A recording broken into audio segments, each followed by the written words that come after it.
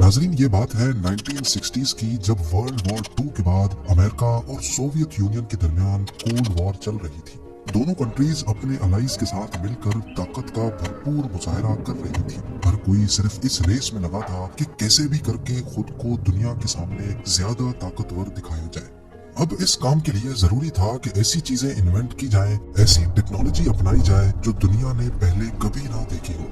US navy, जिसने world war 2 में अपनी परफॉर्मेंस से पूरी दुनिया के ऊपर अपना रोब जमाया हुआ था, उनका ये रोब सोवियत यूनियन की चंद डेवलपमेंट्स की वजह से अब खतरे में पड़ चुका था। सोवियत्स ने ऐसी एडवांस्ड लेवल की न्यूक्लियर सबमरीन बनाना शुरू कर दी जिनका चाहते हुए भी यूएस नेवी कुछ नहीं बिगाड़ सकती थी। ये सबमरीन्स पानी के अंदर करीब 75 किलोमीटर पर आवर की स्पीड से ट्रेवल कर सकती थी, जबकि उस वक्त यूएस नेवी की शिप्स इससे काफी स्लो चलती थी। ना सिर्फ इनकी स्पीड, बल्कि ये 350 मीटर की गहराई में जाकर खुद को पूरी तरह से यूएस नेवी के रडार्स और सोनार स्कैनिंग सिस्टम से छुपाने की सलाहियत भी रखती थी। अमेरिका को खतरा था कि सोवियत सबमरीन्स यूएस नेवी की शिप्स को आसानी से फॉलो करके उन पर हमला कर सकती हैं, और अगर उनकी कॉम्बैट शिप्स के रडार पे डिटेक्ट भी हो गया तो फिर भी वो सोवियत सबमरीन्स का कुछ नहीं बिगाड़ पाएंगी, क्योंकि तेज चलने की वजह से ना सिर्फ उनको पकड़ना मुश्किल था, बल्कि उस वक्त के टॉर्पीडो मिसाइल्स, जो अंडर वाटर गाइडेड मिसाइल्स होते हैं, उनकी स्पीड भी सोवियत सबमरीन से काफी कम थी।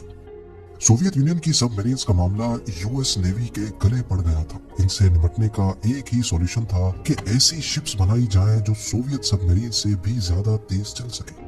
यूएस नेवी के ऑफिशियल्स जो चीज ढूंढ रहे थे वो एक इटालियन इंजीनियर 1906 में पहले से बना चुके थे।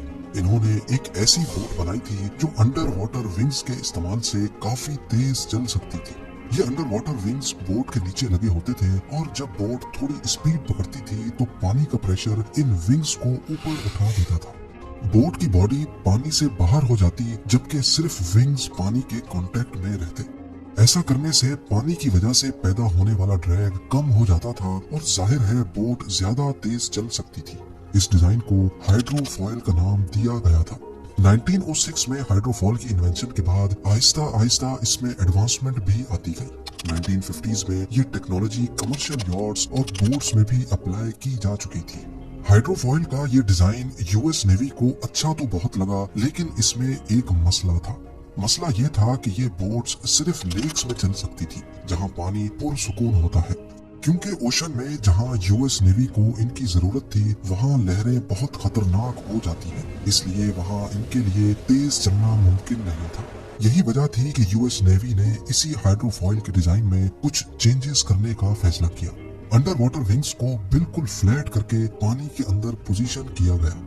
इससे पानी की लहरें बोट की बॉडी और विंग्स के दरमियान होती थीं, जिससे ज्यादा लहरों में भी बोट काफी स्मूथली अपनी तेज रफ्तार को मेंटेन रख पाती थी। इस नए डिजाइन में मसला सिर्फ एक था कि इन विंग्स को कैसे भी करके कंटिन्यूअसली ऐसे मूव कराना था जिससे बोट की पोजीशन हर वक्त सीधी रहे। खुशकिस्मती से ये टेक्नोलॉजी भी 1960s में बना ली गई।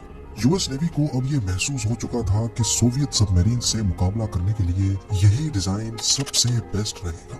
इस कंडीशन में ये हाइड्रोफॉयल शिप्स सोवियत सबमरीन्स का पीछा भी कर पाएंगी। 1970 में यूएस नेवी हाइड्रोफॉयल के 4 प्रोटोटाइप्स बना चुकी थी, जिसमें सबसे बड़ी 320 टन वजनी यूएसएस प्लेन व्यू भी शामिल थी।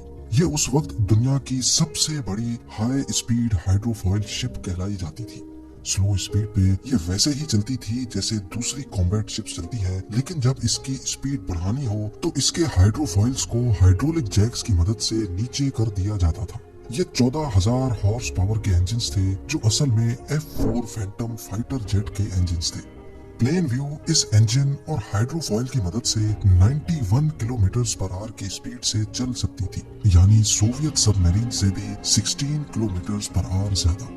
इसके अलावा प्लेन व्यू पे एडिशनल जेट इंजन्स लगाने का ऑप्शन भी मौजूद था, जिससे वो हैरत अंगेज तौर पे 170 किलोमीटर पर आवर की स्पीड भी अचीव कर सकेंगी। इन सब चीजों के अलावा प्लेन व्यू में बहुत एडवांस्ड ऑटोमेटिक कंट्रोल सिस्टम भी लगाया गया था, जो हाइड्रोफॉइल्स को 10 फुट की वेव्स में भी कंट्रोल कर सकता था। यूएस नेवी ने ठीक ठाक खर्चा करके इन 4 हाइड्रोफॉइल शिप्स को तैयार करवाया, पर इनकी कंस्ट्रक्शन में जरूरत से ज्यादा टाइम लग गया। करीब 14 साल। और जब तक 1974 में इनको तैयार किया गया तब तक ऐसी दूसरी टेक्नोलॉजी भी आ चुकी थी जिससे सबमरीन्स को ट्रैक करके हेलीकॉप्टर के जरिए उनको निशाना बनाया जा सकता था। यानी हाइड्रोफॉयल को जिस मकसद के लिए बनाया गया था वो तो अब दूसरे तरीके से भी किया जा सकता है। लिहाजा अब हाइड्रोफॉयल का काम सिर्फ फास्ट पेट्रोलिंग के सिवा और कुछ नहीं बचा था। इसके अलावा इन हाइड्रोफॉयल के नुकसानात इनके फायदे से भी ज्यादा थे। एक तो ये कि इनकी मजबूती नॉर्मल कॉम्बैट शिप्स के मुकाबले में बहुत कम थी। इन पर ज्यादा वजन भी नहीं लादा जा सकता था, जिसका मतलब ये था कि ये ज्यादा हैवी वेपन्स भी नहीं उठा सकेंगी। ज्यादा फ्यूल कंज्यूम करने की वजह से ये कन्वेंशनल शिप्स के मुकाबले में कॉस्ट इफेक्टिव भी नहीं थी। कुल मिलाकर बात यह है कि यूएस नेवी का ये एक्सपेरिमेंट जहां किसी हद तक कामयाब हुआ, वहीं कई लोग इसके खिलाफ भी हो चुके थे। दुनिया के सामने खुद को मजबूत दिखाने के चक्कर में हाइड्रोफॉयल एक कंट्रोवर्सी बनकर रह गई थी। कोई भी नहीं चाहता था कि नेवी का ज्यादातर बजट एक ऐसे मकसद में जाया हो जाए जो बहुत कम कॉस्ट में भी पूरा किया जा सकता है। पर क्योंकि कोल्ड वॉर में दुनिया को कुछ न कुछ करके दिखाना था, इसीलिए 6 हाइड्रोफॉयल शिप्स सिर्फ कोस्टल पेट्रोलिंग के लिए तैयार की गई, जिनको पेगासस क्लास हाइड्रोफॉयल का नाम दिया गया। 10 साल तक ये शिप्स सर्विस में रही। उसके बाद 1991 में फाइनली सोवियत यूनियन टूट गई, कोल्ड वॉर का इख्तिताम हो गया और साथ ही 1994 में इन हाइड्रोफॉइल्स को हमेशा हमेशा के लिए डीकमीशन कर दिया गया। वो शिप जो एक दौर में उड़ा करती थी, आज एस्टोरिया के साहिल पे इसका मलबा लावारिस पड़ा हुआ है।